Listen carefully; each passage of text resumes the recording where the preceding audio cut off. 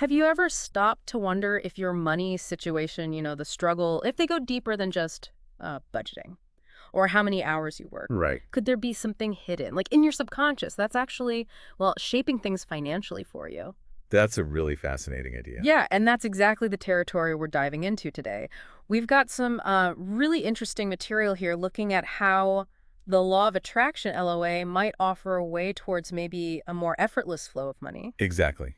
And our mission here in this deep dive is really to get past the, let's say, surface level stuff about LOA. Mm-hmm. We want to really understand the core viewpoint this source presents on using it specifically for, well, for money, for financial well-being. Okay. The aim is to pull out the key principles, identify some practical ideas that you, the listener, could think about, could consider using. Right. Because it's suggesting this isn't just about, thinking positively and hoping for the best. Right. The source we're looking at implies that to really shift things financially, you need to tackle some fundamental beliefs underneath it all. Okay, so let's get into that.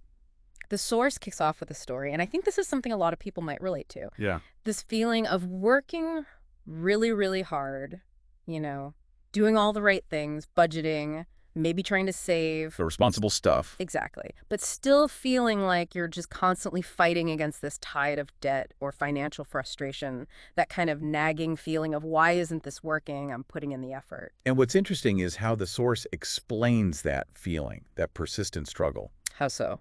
It points towards the possibility of these deep-rooted financial blockages, that these are the real reasons. Blockages. Okay. Yeah, suggesting that it's not necessarily about your conscious choices or like logical financial planning gone wrong, but more about these deeply ingrained patterns, kind of hidden in the subconscious, that are, maybe without you realizing it, pushing financial ease away.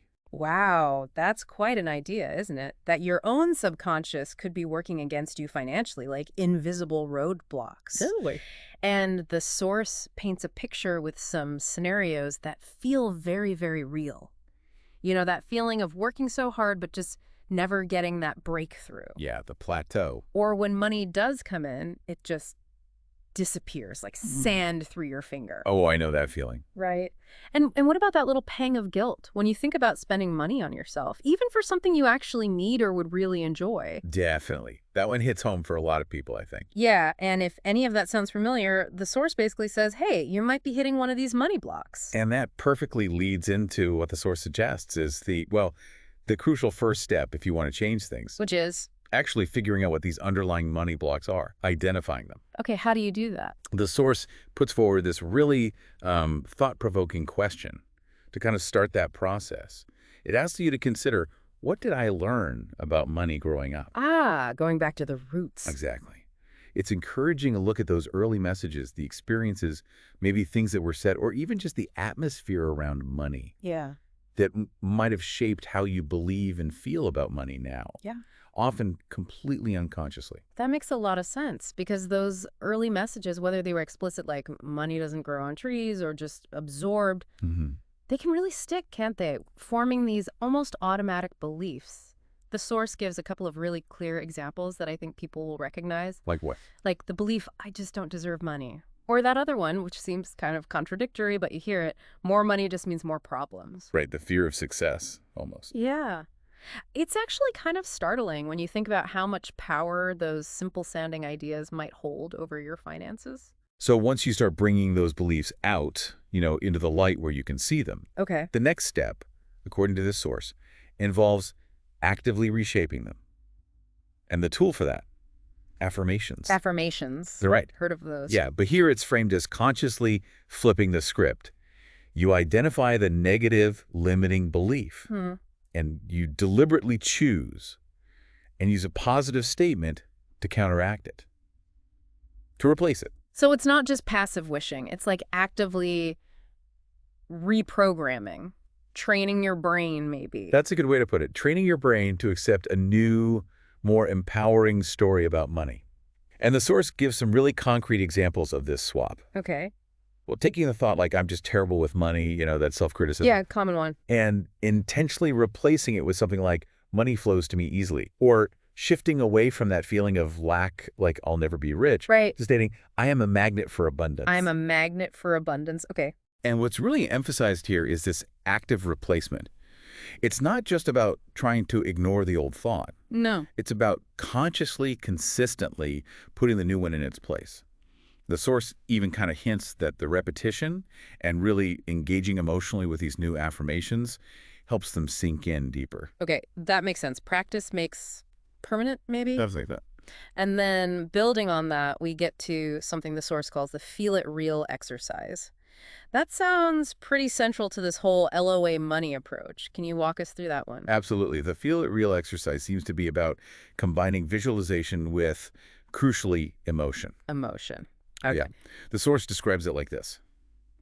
You close your eyes, and you vividly picture a specific positive financial outcome. So in this case, maybe imagining a large sum of money, the amount you desire, actually sitting in your bank account. Got it.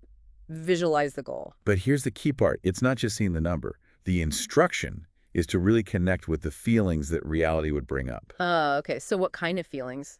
Feeling the excitement, maybe the relief, the sense of security, that feeling of abundance, but feeling it as if it's already happened, as if it's real right now. I see. So the feeling is the active ingredient almost. By vividly imagining it and feeling it, you're kind of telling your subconscious, this is our reality now. Is that the idea? That seems to be exactly the mechanism proposed.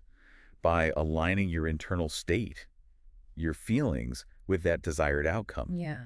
you theoretically start to attract the circumstances, the opportunities, the synchronicities that match that positive feeling. Interesting. Yeah, the source really hammers home that the emotional resonance is the catalyst. That's what makes the visualization work, according to this perspective. Feeling the joy, the gratitude, the security. Precisely. Sending that powerful signal to your subconscious, which is then believed to kind of reorganize your reality filter, drawing in experiences that match. Okay. Now, the source material also included a sort of call to action, didn't it? Encouraging people to think about their own biggest money block. It did, yeah. Encourage people to identify it, maybe even share it. They gave a couple of examples of comments they apparently received. What were they? Things like, I always fear running out of money. You know, that constant anxiety. Very common. And another one, I feel guilty charging more or charging what you're worth. That feeling of undeservedness again. Wow. Yeah.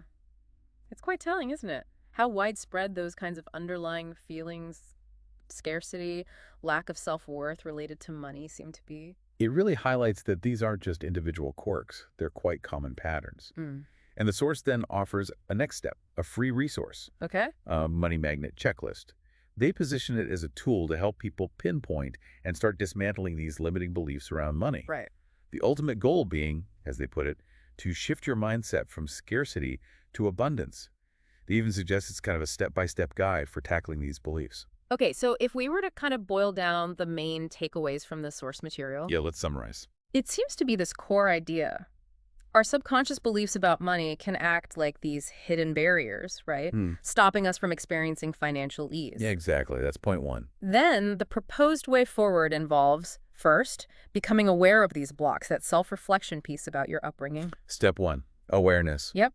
Second, consciously replacing the negative beliefs with positive, empowering affirmations, flipping the script. Step two, affirmations. Got it. And third, using that feel it real visualization technique, really feeling the emotions of having the wealth already to kind of embed that new reality. Step three, feel it real. Precisely. It's a perspective that really shifts the focus, doesn't it? How so? Well, away from only looking at external things like budgets and investments and towards the inner world, your thoughts, your core feelings, your subconscious patterns. Right. It suggests that by working on that inner foundation, you might actually unlock a more natural, maybe even effortless flow of money on the outside. That's the core proposition, yeah. It's Okay. addressing the root cause, not just the symptoms. So, thinking about all this idea that our subconscious is maybe playing such a huge role in our financial lives, it really makes you think, doesn't it? It does. It kind of prompts a final question, maybe for you, the listener, to ponder. What's one belief about money, maybe one you just recognize listening to this, that you might be curious to explore a bit more within yourself? Good question. And maybe if you could instantly change just one feeling you have about your financial future, maybe shifting from anxiety to confidence or from scarcity to abundance, what would that feeling be? And just imagine, how might that one subtle internal shift start to change your external experience?